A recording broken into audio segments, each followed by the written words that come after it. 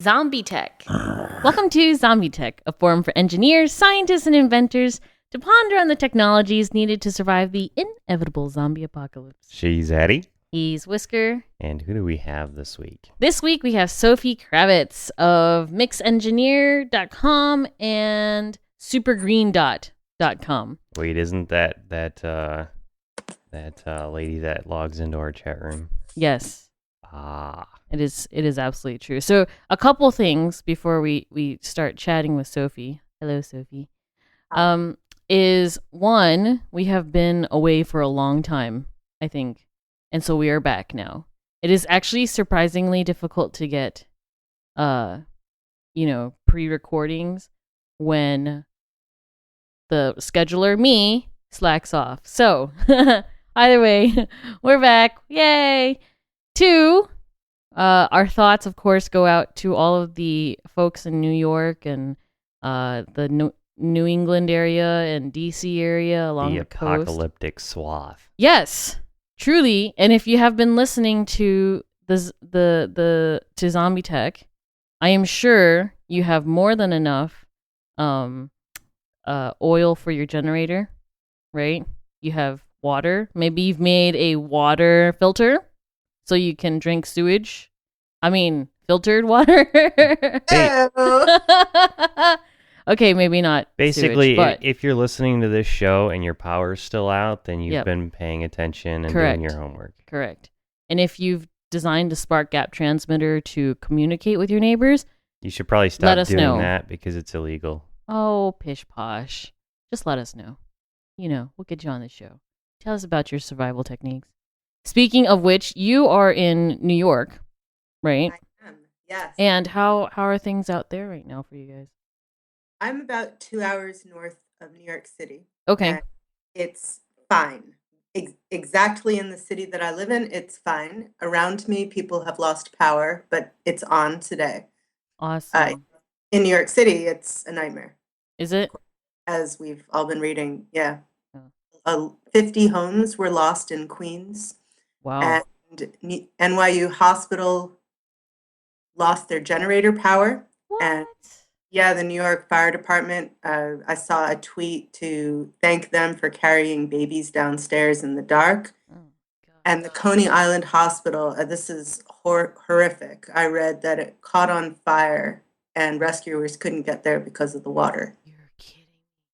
But I haven't seen a large fatality count. Yeah. I mean, fatality is awful. Right. Wow. Yeah, I mean, like, we've been following, obviously the flooding that's been rampant, of course, around the coastal areas like Jersey Shore, which I'm not sure anybody minds necessarily in a... Hey, Snooki's there. Come on. That's the point. I'm not sure I mind. But then again, I am, we're in the Midwest, so we're okay with, I don't know. I probably with making fun of the Jersey Shore. That's correct. I think the Jersey Shore is probably cleaner than it's been in many, many years. That might be.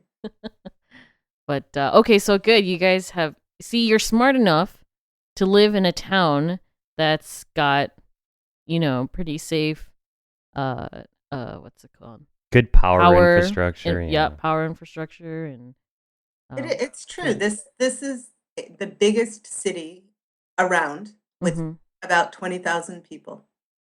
Oh, okay. That's not too bad. As far as infrastructure, I think this city, this is the place, the median place for everyone to come. So sure. Now, was there like that much wind and such yesterday? Was it like that much? Yeah, there was a lot of wind, but it wasn't really bad. Okay. Because I remember, I'm from the East Coast. I'm from the DC area. And I remember this one year, they were like, oh, this is the snowstorm of the century. And like the next day, they preemptively closed all the schools. And we ended up getting like an inch of rain. I mean, I loved it. We were totally fine with that. But you kind of always wonder, is it going to be as it's, as the weather people say? Around here, it definitely wasn't. Okay. Well, but good. in New York, I think it was a worst case scenario. Sure. Well, yeah, So there was over 10 feet above the Battery Park wall there. And, that's a seriously large amount of water that they're having to deal with there. And Manhattan isn't that high up off the ground, so yeah, a lot of it's underground too, which is well, like the subway systems I hear. Screwed for like at least a week. Yeah, I was going to spend a few days in the city towards the end of the week, and I'm thinking not. No. Yeah, probably not. Yeah. I mean, you could go, but I'm not sure you'd end up getting out of it, Yeah, getting much it just out of seems it. like a big hassle. Yeah. So we've actually got a few previous ZombieTech guests that are right there in the swath.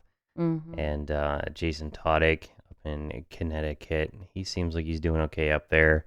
And Adam Fabio is on Long Island, and they're without power. Well, he's got a generator. Oh yeah, well he's a ZombieTech guest. Of course, he has a generator. Yeah, he's got to charge his RC battery somehow. So they were saying 10 days for him till he gets power back, and he's only got like 15 gallons of gas left. So we'll see how long he can keep his phone running. Yep. Wow. Yep. Okay, so that I was thinking about that's when I was going down to Long Island and New York City. I was told today it might not be a good idea. No, probably not. No. Well, and apparently they like I guess the cell towers are allowing data, but not phone. So you can use your phones to tweet, but you can't use your phones to call somebody, which makes absolute sense, of course. Right. Absolute. I wonder how they do that. By not caring about the phone infrastructure. I have no idea. Well, they run on two different protocols, so you can turn one off and only route the other kind, so that's fine. One person that would really know would be Johnny Diggs. He sets up these kind of things. Oh, that's true. He's the guy who set up the telephone service in Burning Man this year. He got a whole pile of Chinese SIM cards, and they set up their own cell tower and provided voice and data to everybody out there. Yeah. So yeah, he'd be a good person to ask. You guys can find him on Twitter. Yep. But Sophie, welcome to ZombieTech. Thank you for having me.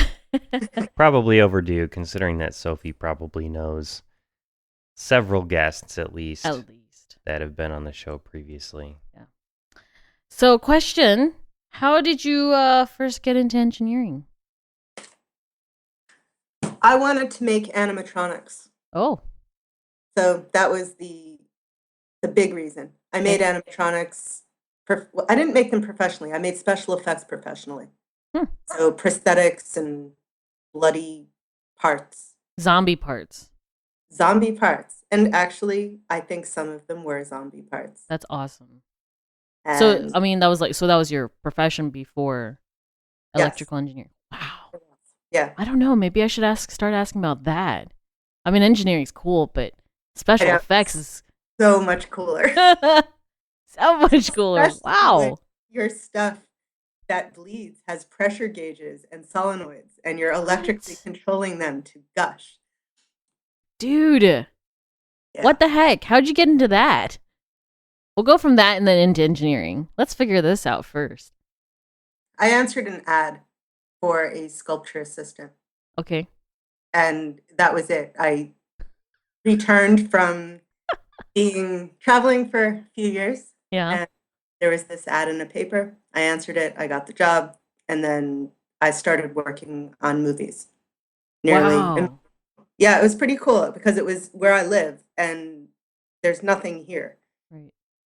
So there was this guy in a barn and he had done some stuff like Silence of the Lambs and some other, like actually really big movies. Big movies with big budgets. I think that's more important. There was lots of budget to buy lots of stuff and make lots of cool prosthetics that were made really well. The guy was a really, really good sculptor. Yeah. We went through, we had a lot of really cool jobs. Wow. What were some of your cooler, Well, I guess what were some of your jobs that made you realize animatronics was where you wanted to go into? If I you was can say, if you can say. no, I can. This is actually not a special effects job, but I was doing some stuff in a studio that was doing Nickelodeon work, Okay. and her name is Yvette Helene, and she has a studio still in Greenpoint, Brooklyn. And we were doing some stuff with some mechanical people who had built some heads with servos, and the eyes moved. Mm-hmm. And I was probably fiberglassing at the time, doing that kind of thing, mold making, casting, fiberglassing. Mm-hmm. And I started working with these guys to build my frame into their eyeballs. I know. Someone who tuned in right now, that just Out of context, that's awesome. that's a really good soundbite right That there. is. It's true.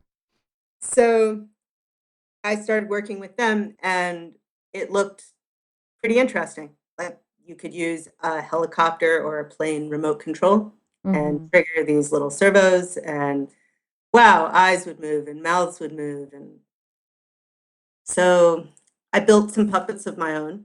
I Okay. actually did a really bad movie. I made a movie. It's awful. But anyway, I made a bunch of puppets for that movie. Cool. And I thought I would learn to build my own receivers and transmitters and all of that kind of stuff. So that's pretty much what put me in the engineering direction. Okay. And then what? I mean, because there are people who. So one second. So what you're saying is that for a woman to get into engineering, they should play with dolls. Pretty much. Yeah. Uh, Slam dunk, doesn't it? So, okay, like a lot of people, they can get into, like, say, working with servos and such, but not necessarily need the engineering degree, right? That is true. But So, at that time, oh, go ahead. oh, Sorry. no. Go ahead. Go ahead. At that time, I don't believe that there was a program like ITP. There was no way to learn those things. Mm-hmm. Mm-hmm. Wow. Let me think. So it was either you went to engineering school to learn those things, or I live in the sticks. there wasn't, I wasn't able to learn it by myself. I see. Okay, so that's pretty much what it was. It was just out of necessity, engineering school was the way to go. And then after engineering school, did you go back to working on animatronics, or what'd you end up doing from there? Well, I'll just back up for a second. Another reason to go to engineering school was I got sick from all the plastics I was using in special effects. So I needed to get a different career as well. That would do it. So I found that a lot of people in the film industry who were doing animatronics and pyrotechnics and people who were blowing stuff up, all that sort of stuff, some of them had gone to engineering school. So that put the idea into my head that I could do that and still work in film. Sure. And then afterwards, did you end up, plastics, obviously you probably can't work with that as much, but did you end up going back into film? No, because CGI came along. Oh, man. And I don't live in New York City anymore. So sure. If I didn't move to LA, yeah, I could have done that, but it was a location thing. Sure. Okay. And so what did you end up going into after that? Like control systems, equipment manufacturing. I thought I'd like to get into robotics and doing equipment manufacturing that's like multi-system machines. Right. Things that have motors and vacuum systems and freezing systems and all this other stuff. And writing the controls for that, yeah. And is that what you do now as well, or? I freelance, so yeah, sometimes I do that. Okay, all right, gotcha. So just bigger robots and bigger animatronics, so to speak. And they don't have the pretty eyes. Oh, but you could always stick some googly ones and. Totally. Yeah. And actually, there's something about making these user interfaces for machines that's really creative and artistic. In terms of, I mean, if I'm making a user interface for somebody, I want to make sure it's easy to use and it's attractive and all of those things. And yeah, I mean, that's a really creative, artistic part So of, how do you go about being creative when figuring out where you're going to put the e-stop? well, that I don't get to be creative. I think those kinds of things are set in code. So you're talking more about like more modern touchscreen interfaces and Yeah, such yeah, like that? yeah, gotcha. So you kind of had to do it all. You're like both hardware and software. yeah. I see. I see. It's very interesting to hear like the different types of electrical engineers. 'Cause some folks are hardware only, you know, they do the manufacturing. Some folks are software only, and then, well, So it's like you're they kind get of an awesome combo. a modern day John Saz. He did manufacturing engineering for Motorola for years and years, and now he knows everything. Yep. You know? Ah, except manufacturing engineering is not one of my things. No? I'm Now I'm an R&D or a prototype builder. I'll make one or three, Oh, that's cool. and then it goes to other people. Sure. Sure. Very interesting. So then, what are some of the projects you've worked on, both at work, if you can say, or at home, that you've gotten to mess with, and maybe a blurb on how it'd help us survive the zombie apocalypse? Because after all, this is ZombieTech.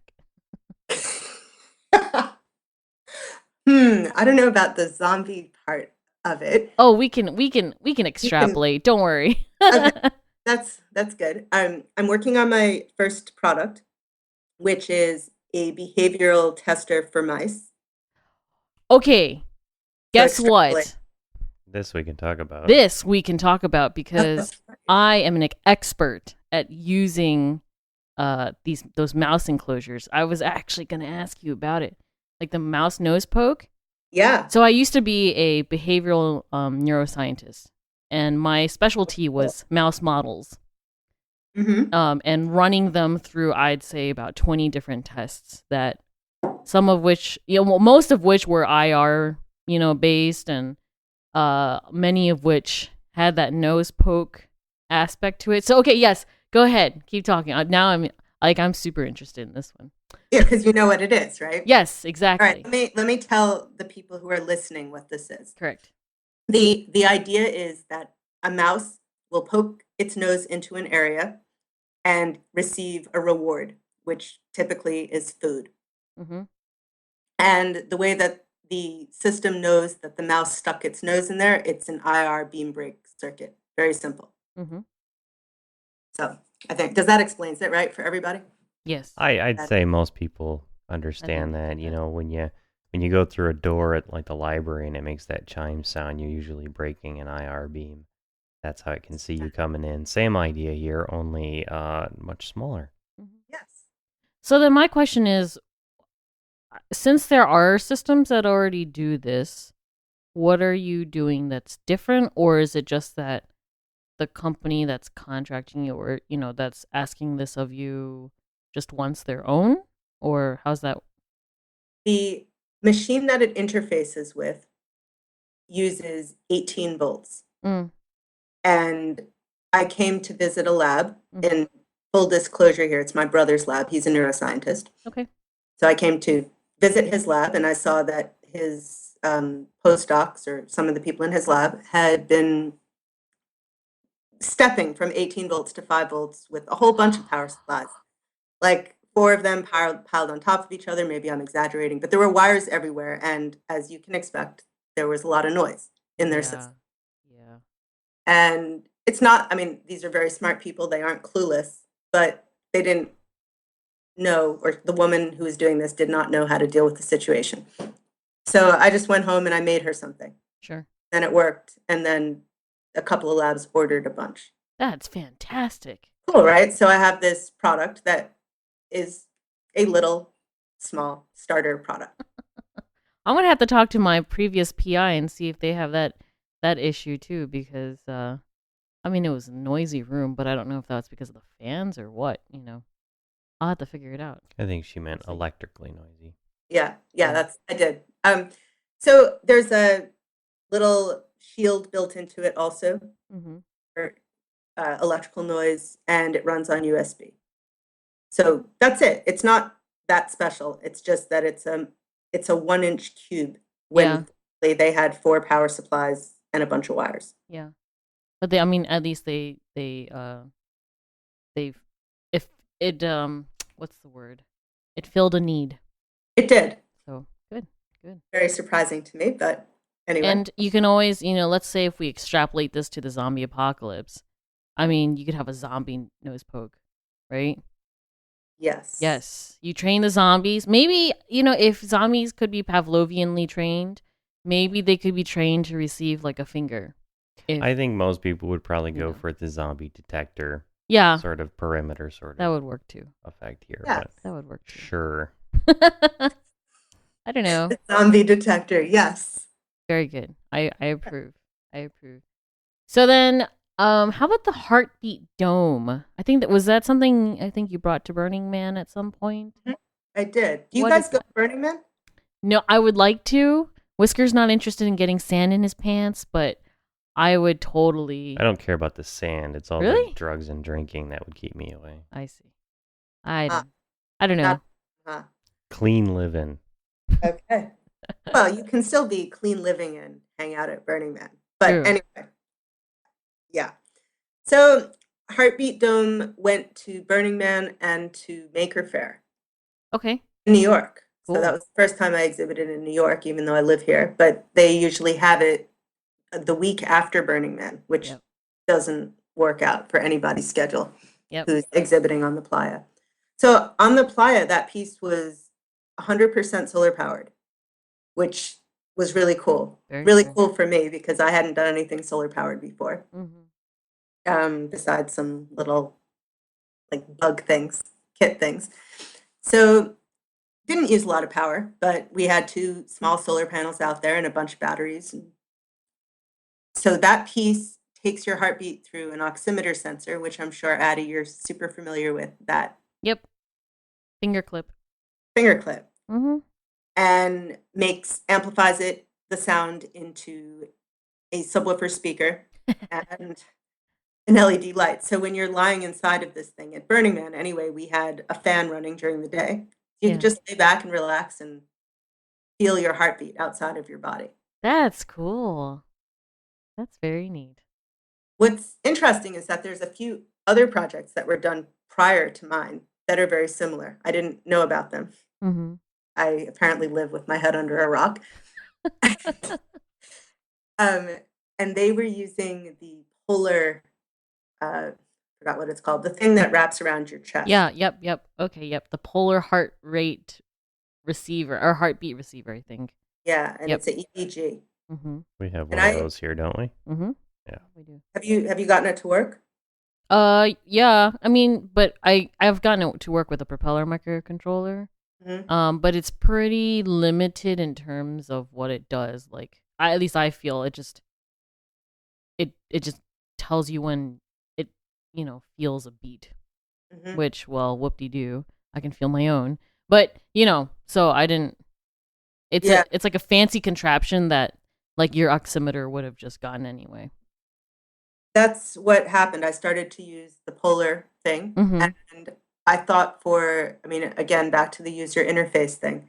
It's like, wow, people are going to be all dusty or sandy, and they're going to try to fit this thing on, and Yep. it's not going to work, and Yep. they're going to get frustrated. Yep. Or I'm going to have to sit there and help them. Right.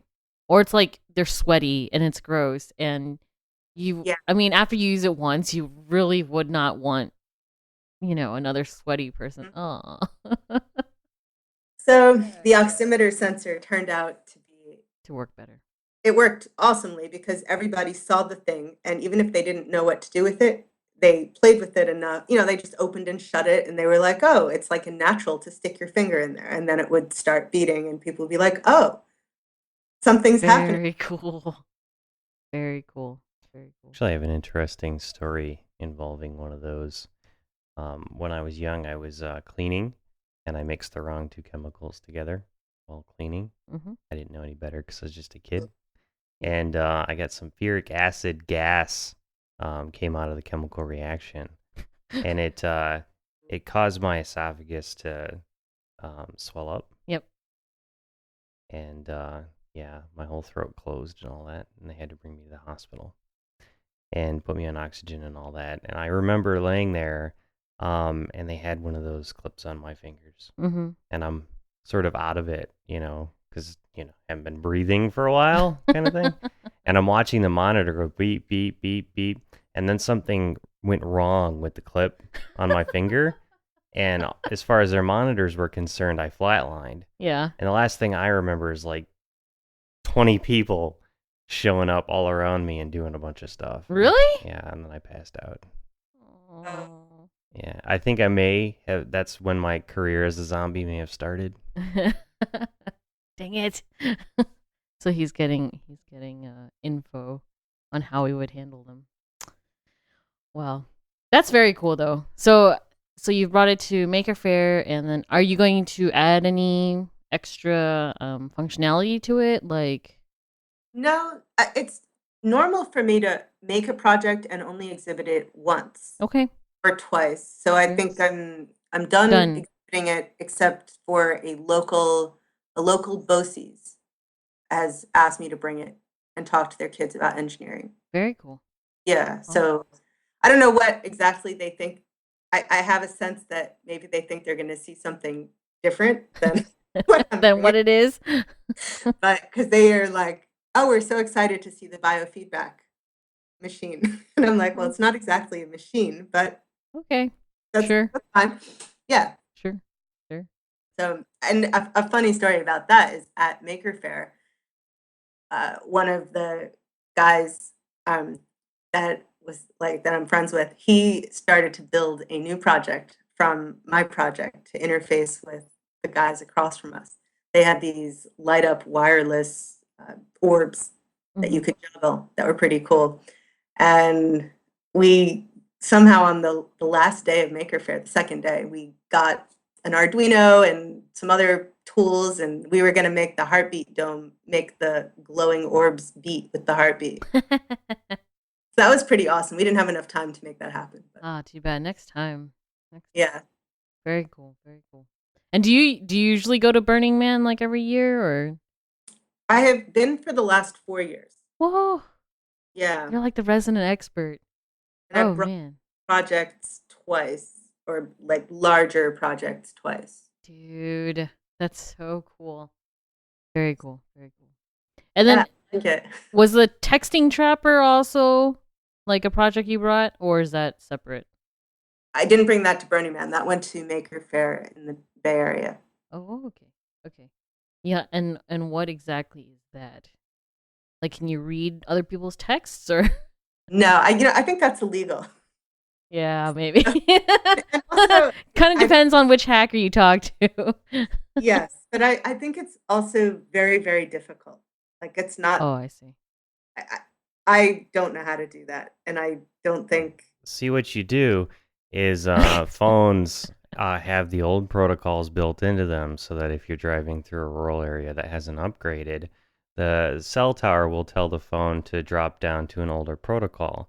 And most of the older protocols don't have things built into them like encryption. So if you create your own little cell, station that's just like in a backpack or something like that, and you pretend to be their carrier, and then you negotiate a drop down to an earlier protocol that doesn't have encryption, and then you route their calls, their texts, whatever, through you to, a real carrier so that their stuff goes right through. But in between, the link between you and them, it's all unencrypted and you can see it all. But I wouldn't know. Clearly not. that sounds really fun art project. It's a really expensive art project because the little boxes that do cell phone communication are like $10,000 because they're actually an SDR, a very high end SDR. I see. Screw that. Yeah. So that project just detects the signal strength. Okay. That's all it is, and is represented on a bar graph. Before bringing it to California from New York, it's big. It got shipped in, I think, 6 boxes. Oh wow. My husband, Oliver, he makes all the mechanics for all of my projects. So if you ever see pictures of my projects and they look awesome, that's because of him. I just make the insides of the projects. Hey, you gotta have both. I You know, gotta right? package and presentation too. Yeah. Cool. So that project, before I went to California, I looked up on the cell phone maps to see if there were any cell towers where Maker Faire is, and there are not. Mm. So I thought that'd be great. I'll bring this thing there. The bar graph will bounce up and down a lot. It'll look awesome. And my circuit works from about 8 feet away, which is also pretty cool. Mm-hmm. So we get there, and they've put 3 temporary cell towers Oh no. on site. And I really didn't. I'm pretty naive about it. I just thought, well, I'll just go unplug the one that's right next to me. And they've got an armed guard. Like, I'm not kidding. Standing outside, there's a sign on the thing that says potentially dangerous radiation levels. Ooh. Yeah. So my circuit was just full on all the time. And not only that, it was getting a little bit hot because it was designed to bounce, not to be just on like all the time. Right. So my brother has the lab in San Francisco, and he's like, "Oh, we will just make a Faraday cage." I'm like, okay. I was so unhappy that Friday night after. I mean, so bummed out. I'm like, wow, I just shipped all this crap here, set it up, and the circuit isn't even going to work. Yeah. And I don't know how to fix it. And there's one guy who's like, oh, just put tinfoil over it. Anyway, so we did go and do the Faraday cage, and it blocked the cell tower. Yeah. I mean, like it's supposed to do, but I was still pretty surprised. And we stuck my phone underneath of it all, and we had people text the phone. Ah, I see. So we still had an exhibit, and I found out from that people don't really care about how far away it works from. Yeah. Or just that it works. They were like, oh, I can text it, and the thing lights up. I'm like, it's not that impressive to have an antenna sitting right on top. I mean, having my cell phone sitting right on top of the circuit, like it's an inch away. It was a lot cooler when it was 8 feet away, but people didn't care at all. Sure. Well, it seems like interactive, like texting, like displays or demonstrations seem to be pretty popular these days. I think I don't know if it was a tweet or what, but we recently saw, I think Matt Richardson has this display in somewhere in New York, I think, where if you tweet or if you text the number that's on the display, then it makes a whole bunch of like digital birds fly around. Oh, cool. Like this walled it's like you know when you go window shopping, you have these big windows. Well, instead it was like a big LCD or LED or OLED, you know, sort of display that was like window sized, and you'd see birds flying around and when you texted it. So yeah. Oh, that sounds awesome. I think I have to look that up. Matt Richardson. Yep. I'll see if I can tweet it at you. But Okay. yeah. So then there's also I think one of your previous blog posts was that you wanted to make a dress out of shutter glass. Yeah. You know what that is? Well, I looked at it. I looked at what it was, but you can explain it for those who don't know. It's glass that has polarization on it. So when you add, I've seen it in 2 ways. Some that if you add current, as in PWM, you can get all the shades in between clear and dark. And some that you add voltage, and it's a +5 or a 0. And +5, I'm not sure if it's on or off, clear or dark. So that's what shutter glass is. And I thought it'd be really fun to make a dress made out of 1-inch squares that does patterns. Either I don't know what you would wear under it, maybe a flesh-colored bathing suit or maybe regular clothes. I mean, I guess it would depend on the person. Sure. Well, Yeah. that's very. So is it now? You're saying 1-inch squares. Is it pliable enough to like make curved not. surface? It's not. Ah, I have heard of flexible. It's really expensive. yeah. I priced out the dress. I might have written it on my blog at like $3,000 or $4,000. Yep. Yep. I had all the squares estimated, Yeah. and it was just too expensive. And additionally, I had some idea of making. So you can picture if you have a bunch of 1-inch squares and they're connected by wires, how it really would make a fabric. Right. There'd be some sway in between of it. Right. And I was thinking, how cool would it be to make a 6-foot by 8-foot screen, a movie screen across a bridge, like on a bridge because it would sway so much, Ah, yeah. so like fabric. And say you did it in a town near me, say Poughkeepsie, there's a bridge, Poughkeepsie, New York, and then the actual vision is of a bridge, say in Rochester, Minnesota. I don't know. Do you have a bridge there? Very small one. Okay. You get the idea. Just to have cities showing images of a different city Sure. Sure. and how cool that would look. So I priced that out, and it was like $110,000. Oh, pocket change, Sophie. Pocket change. I think the sales rep was salivating. When It's like, I'm an artist. And they're like, oh, yes. Okay, come talk to us, please. I don't think I said I was an artist. I'm sure I said I was an engineer. Oh, but then the artists have all that, money from their what's the word? Their patrons, right? Yeah. Gosh, you bet he was salivating. That's very So, neat. That's very neat. yeah.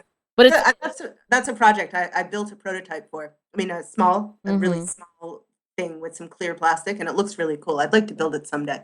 cool. Awesome.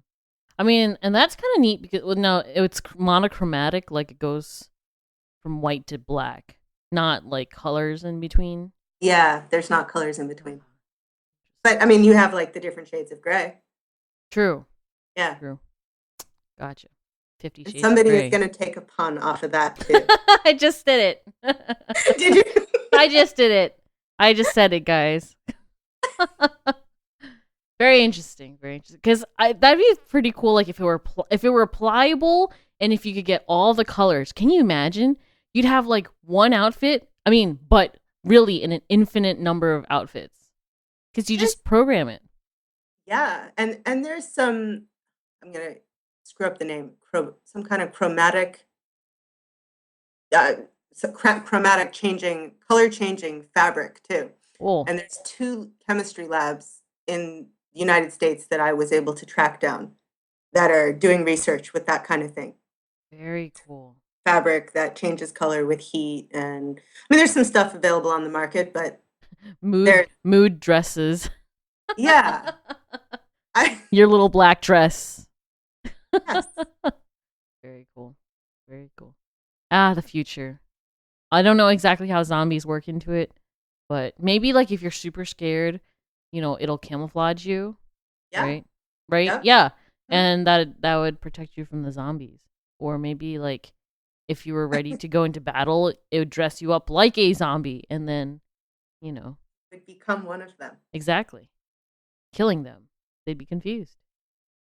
I think we're on to something, guys. When is the zombie apocalypse happening? Depends on which coast you live on, I think. Yeah. Yeah. Yeah. Isn't it happening like the 21st of December? Some folks are saying that, certainly. It was supposed to be last year, but In the rapture? yeah, but I don't know, something got in the way. Every couple of years, I think. Yeah. We were all at Maker Faire for the rapture. Yeah? Yeah. The eclipse and everything? Yeah. Oh man.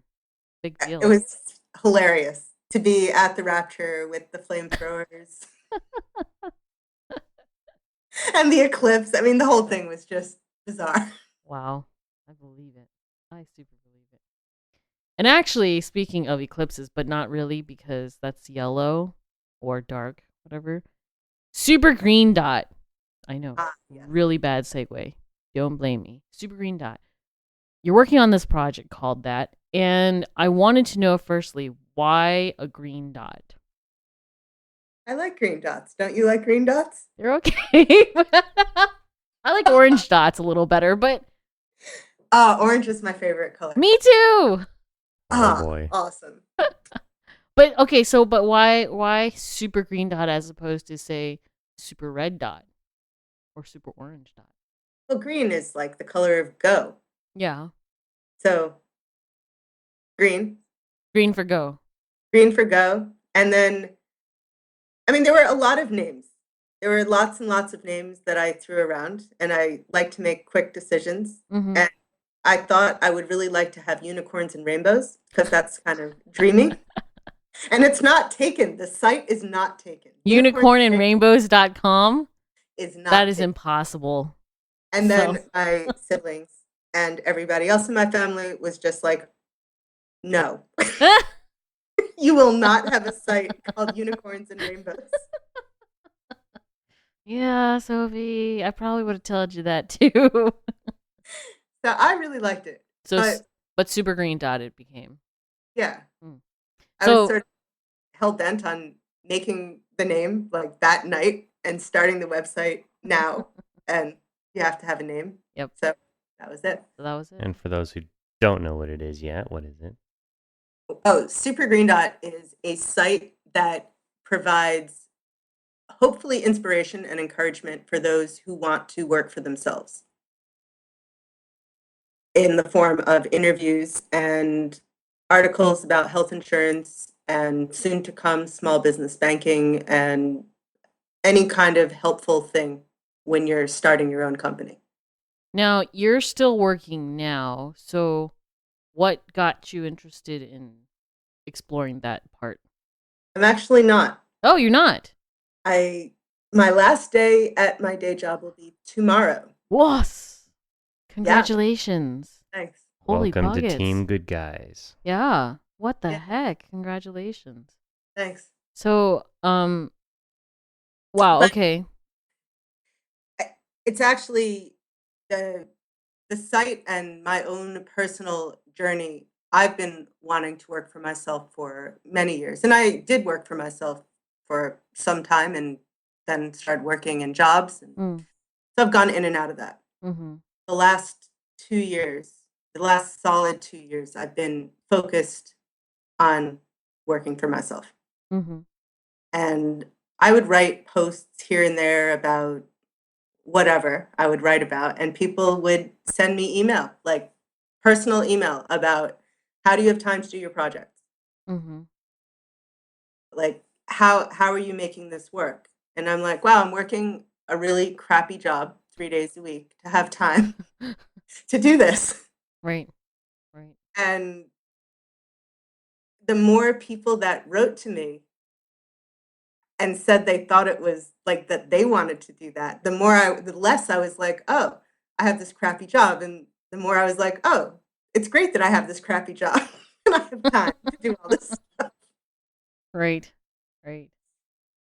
And are you thinking of doing like kits, like I know a lot of folks who are doing it on their own are doing, or is it contracting? Where are you thinking of going in, or like what are you going to be going into? Right now, I'm contracting. Okay. And I have some contracting work. I'm definitely nervous about being broke. Yeah. Hopefully it'll work out for me. And this nose poke product is going to segue into some other animal training products, perhaps Perfect. Cats, more mainstream things. Sure. I don't know. Mice are pretty mainstream these days. Unicorn horn poke. That's a really good idea. I love it. And then you could get that, bucks. and then you could get that website, Unicorns and Rainbows. It could be like a rainbow detector. Oh yeah! Instead of using IR, just use the whole. Yeah. I like it. Wow, people would be so confused. They'd, like expect So confused. like little cartoons, for like kids or something, and instead get like mouse poke I can guarantee you, though, if the circuits. unicorn ever did turn up, they would definitely do testing on it. So Yes, it's true. you're just ready to go in the wings with your unicorn horn poke rainbow detector. Yes. Yes. Oh, that conjures up some things that I won't say. This is just getting silly now. So, so in terms of with all the interviews that you've done, and you've done interviews with a whole bunch of different folks, electrical engineers, artists, organ builders, we know Bradley, and just a whole bunch of folks. Are there any trends that you see in their thought process, or anything that you notice that folks are not fully thinking out before they're leaving their jobs, or are? It seems like everybody who has agreed to interview, they all seem really sure that they wanted to work for themselves, independent of how much money they make or their career paths, or every single one of them so far has, except for one, has said that their support has been good, like their family and friends has been good. But no one has said, as I and my friends who have gone on their own, like we talk amongst ourselves about, wow, if I went for a job, my career would be so much better than where I'm at by myself.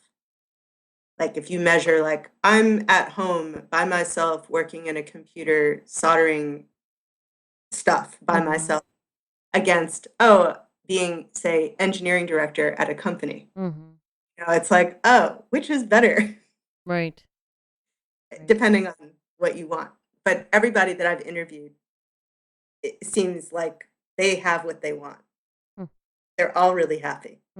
I can totally get behind that. I think there's a social responsibility at this particular era where we need to realize that going out and working for a company may be easier.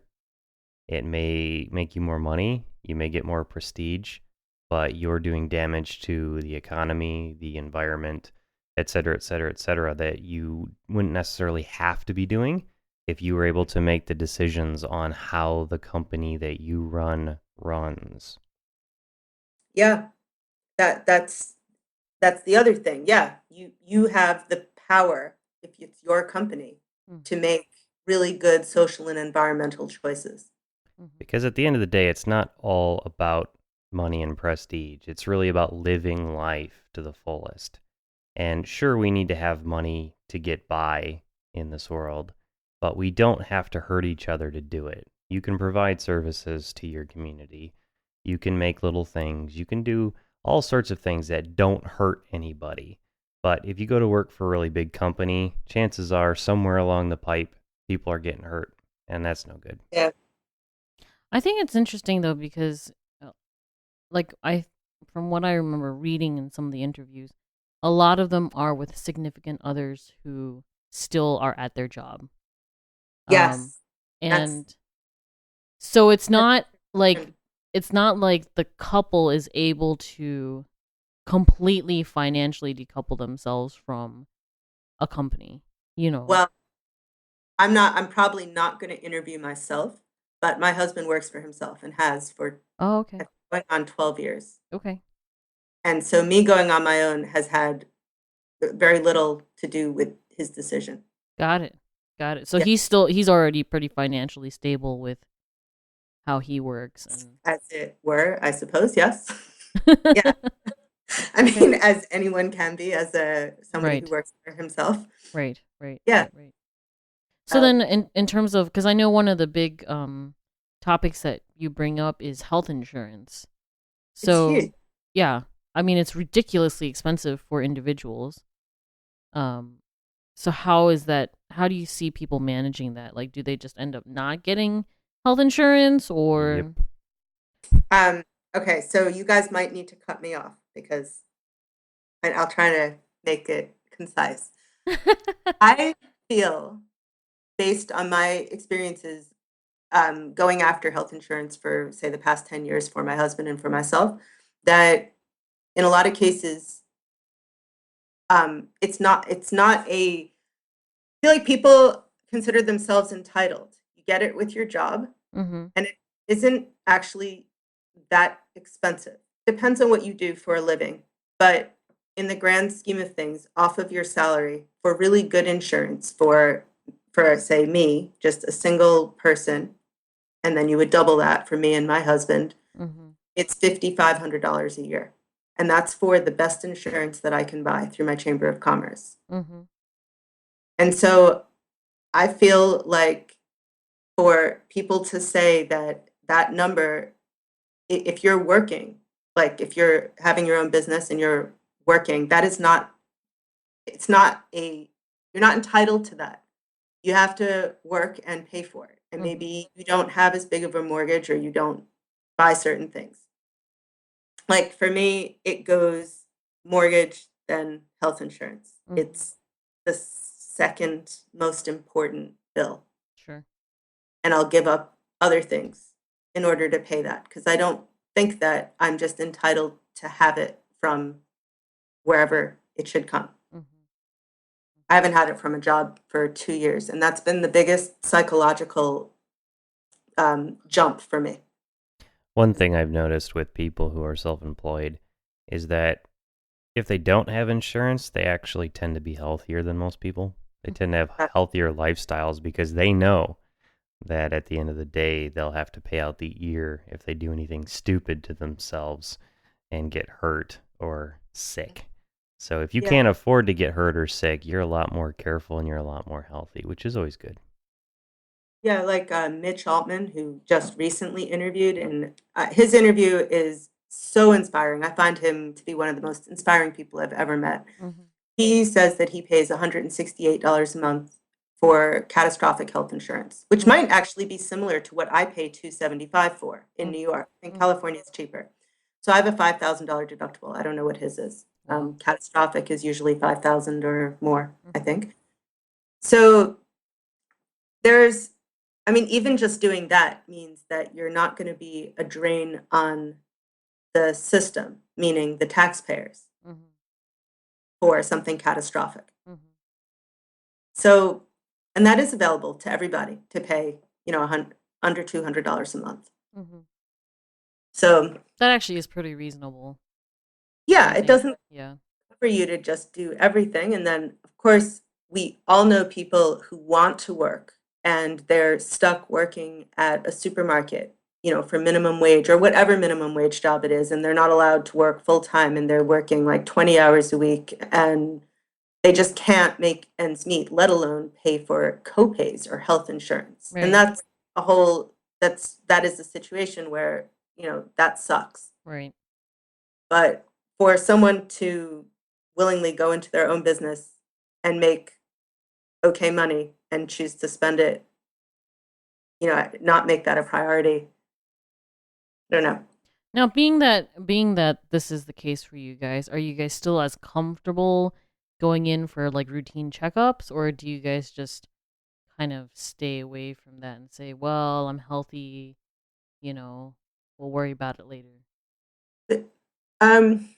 We get the 1 year checkup for free. Okay. It comes with insurance, so that is done. Okay. My husband's diabetic, so he's going. He has to. Yeah. Yep. Yeah, it's not bad. Okay. I mean, his diabetes is not bad, but he has to go 4 times a year or something like that. No, I don't really go to the doctor. Okay. But I'm lucky to be healthy. Right. I just wondering because I think for me personally, if I did not have my company health insurance, and I had to pay out of my own pocket, like say $200 a month or whatever for that, like I feel like I wouldn't even use it.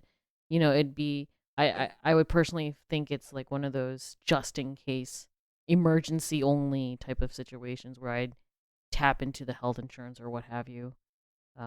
But that's just, really just me.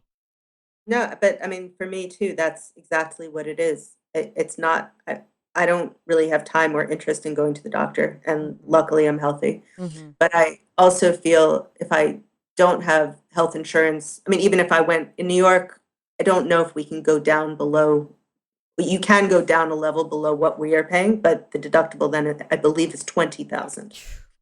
That's my Ridiculous. which I'm not going to do. Right. So the 5,000 is okay. Right.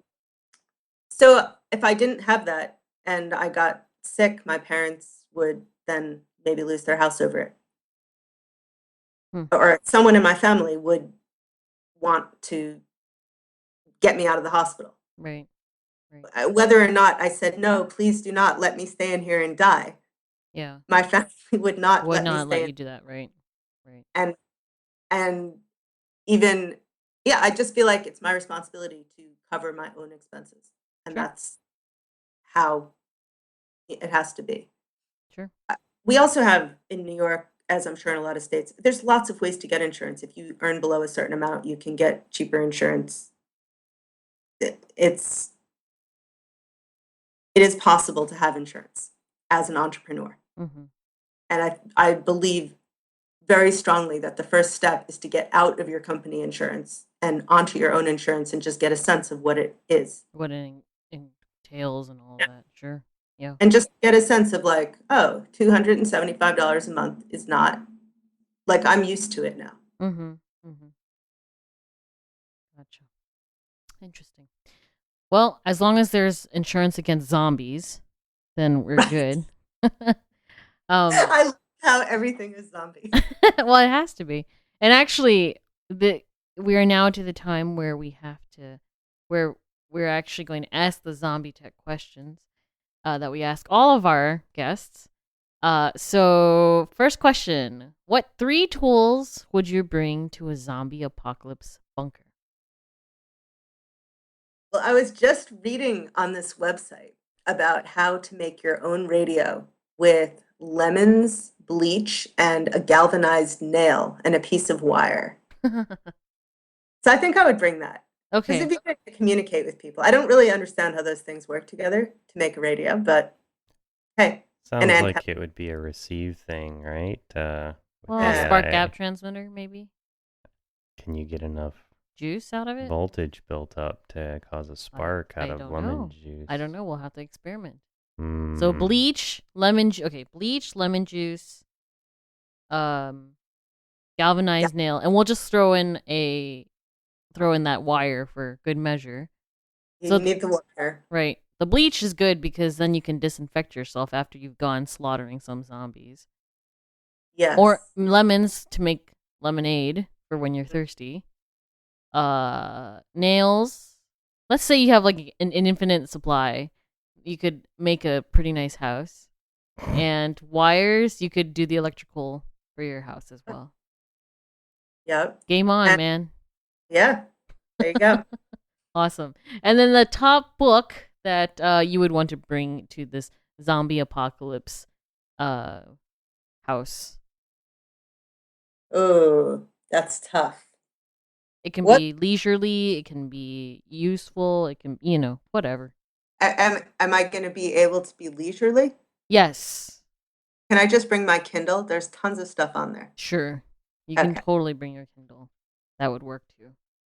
And somehow you'd have to charge it up though. Oh, that's what all that lemons and... Oh, I guess the lemons would do it. Yeah. Okay. All right. Excellent. And where can people find more information about your projects and all that good stuff? Any like sites or unicorn horn poking? Yeah. Mix Engineering. So that's mix-engineering.com. Beautiful. And if they want to read more about the Super Green Dot project or interview on Super Green Dot, it's supergreendot.com. Awesome. And your Twitter is Sophi Kravitz. Yes. Sophi without an E. Kravitz. And every now and then she also comes into our Toymakers IRC. Woohoo! So we'll if you guys are interested in talking to her like real time, then feel free to come on in. All right, that's it for us for this week.